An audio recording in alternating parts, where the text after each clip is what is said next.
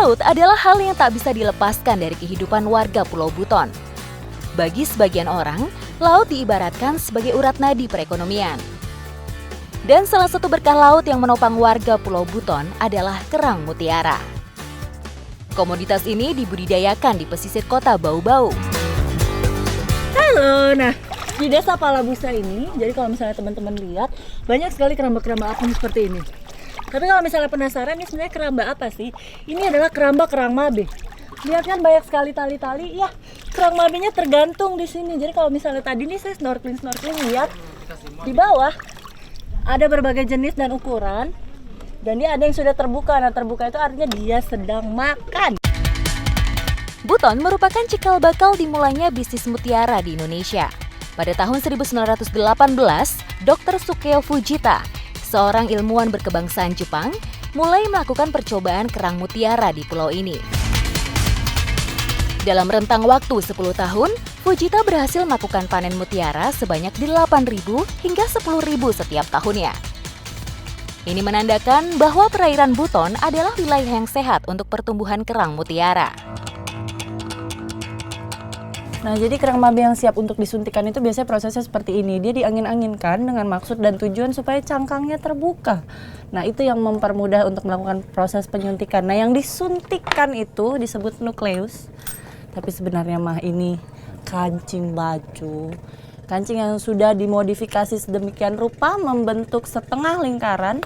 Ada yang besar, ada yang kecil, tergantung jenis kerangnya sendiri. Nah, jadi ini, cara penyuntikannya begitu. Kerangnya dikasih buka, lalu disibak. Nih ibaratnya kalau saya lihat kayak di dalam itu yang disibakkan bibirnya ya yang diangkat. Jadi ibaratnya gini nih, disibak, ditempel, terus ditutupin lagi. Kerang mabe atau Theria penguin juga dikenal sebagai kerang mutiara bersayap. Hal ini karena bentuk mutiara yang dihasilkan oleh kerang jenis ini berbeda dengan kerang mutiara pada umumnya yang berbentuk bulat. Dalam budidaya kerang mutiara mabe, pemilihan nukleus yang baik akan menentukan kualitas mutiara yang dihasilkan, terutama dari segi warna, bentuk, dan kilau mutiara.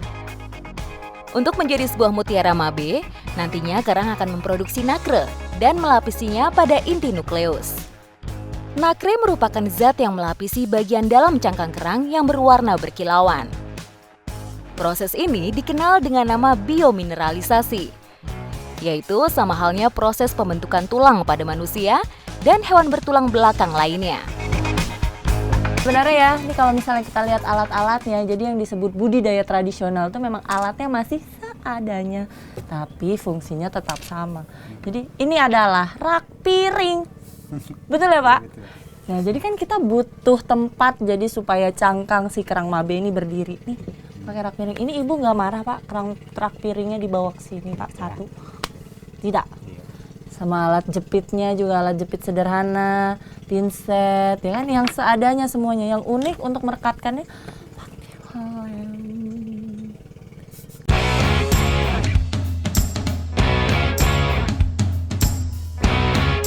Budidaya kerang mabe di Palabusa Pulau Buton merupakan usaha tradisional milik masyarakat, sehingga alat-alat yang digunakan pun sangat sederhana.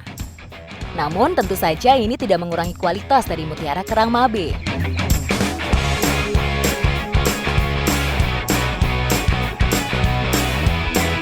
Setelah proses peletakan inti nukleus selesai, selanjutnya kerang akan digantung kembali di dalam laut selama 4 bulan.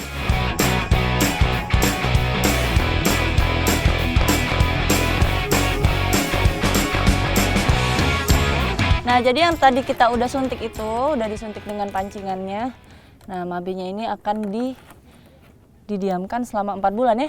Iya. Iya. Jadi dia akan didiamkan, digantung begini sampai lebih kurang 4 bulan.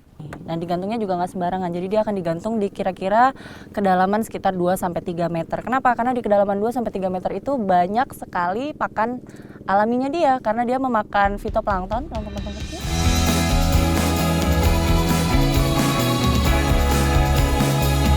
Perairan Teluk Palabusa sangat cocok untuk budidaya mutiara karena memiliki arus cukup kuat, yaitu sekitar 5-10 km per jam, dan juga plankton yang melimpah sebagai pasokan makanan kerang mutiara. Berbeda dengan mutiara lazimnya yang berbentuk bulat, Mutiara kerang mabe berbentuk setengah bulat atau dikenal juga dengan nama mutiara blister. Tapi keindahan warna dan kilaunya tidak kalah dengan kerang mutiara bundar yang selama ini jadi primadona perhiasan. Nah, kan nggak mungkin nih kalau misalnya kita nunggu yang tadi sampai 4 bulan kemudian. Nah, di sini karena memang sudah budidaya ini sudah dari dulu, dari berapa tahun? 40 tahun lalu. Apa itu? Ini budidaya kerang mabe ini 5 tahunan ada. Oke, baik, 5 tahun yang lalu. Nah, jadi ini kalau misalnya setelah mutiaranya diambil, cakep ya bentuknya ya. Nah, dagingnya ini juga dimanfaatkan buat masyarakat di Palu Busa ini dibikin sambal kerang mabe.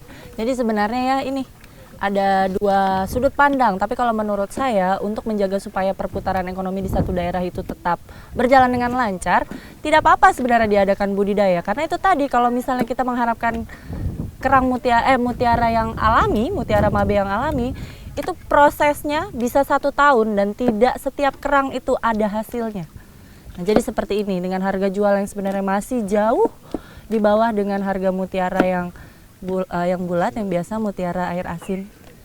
Nah, ini termasuk satu kegiatan budidaya tradisional yang cukup bagus dari dulu sampai sekarang.